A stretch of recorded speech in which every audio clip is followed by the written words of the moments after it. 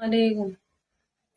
मैं ये कह रही थी अपने घर वालों से कि अरमान के घर वालों को परेशान न करे, क्योंकि मैं अपनी मर्जी से आई हूँ। मुझ पे किसी की कोई जबरदस्ती नहीं है। जब वो इतना मारा करा था, गाली दिया करा था, सब काम करा था, जब कहीं चले गए थे क्या घर वाले सबने मेरा साथ छोड़ दिया था और मानू ने रिकॉर्डिंग भेज दी थी कि हमें इससे कोई मतलब नहीं है, मरे जिए हमारा मरना जीना खत्म है। उस जब से ज्यादा परेशान कर रखा था।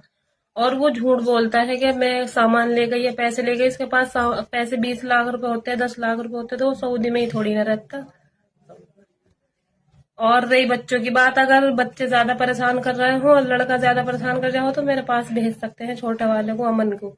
बस अरमान के घर वालों को, उनके पापा को कोई परेशान न करे। मैं अपनी मर्जी से आई हूँ, मुझ पे किसी की कोई जबरदस्ती नहीं है। न मैं किसी का पैसा ले गई, न मैं किसी की चीज ले गई। जिसकी चीज है सारी सुनारों पर रख रखी, कुछ घर रखी होंगी, मैं मुझे मालूम नहीं है, ना मैं लेके आई हूँ। पैसे और कितने लगे?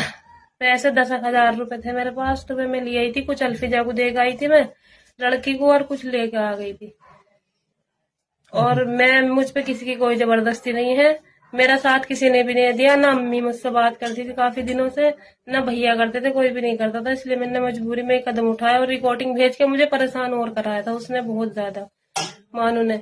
इसलिए अगर तुमने ज्यादा परेशान करा इनके घर वालों को तो मैं तुम पे केस कर दूंगी, अपने घर वालों पे कर दूंगी। इसलिए सुकून से बैठे रहो।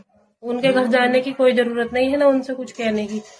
और नदीम ज्यादा उछल लिया ना, तो वो ना उछले। उसकी ना तो पता चल जाएगा उसे जमीन वमीन बेचने का कि क्या हुआ। फिर अगर मैंने एक भी केस डाल देना तो संभला ना जानेगा उससे। समझा दियो उसे, ठीक है। जबरदस्ती तो थोड़ी ले गए नहीं, होंगे। मुझे कोई जबरदस्ती नहीं है। ना तुम मुझे लेने गए थे, मैं खुद ही आई।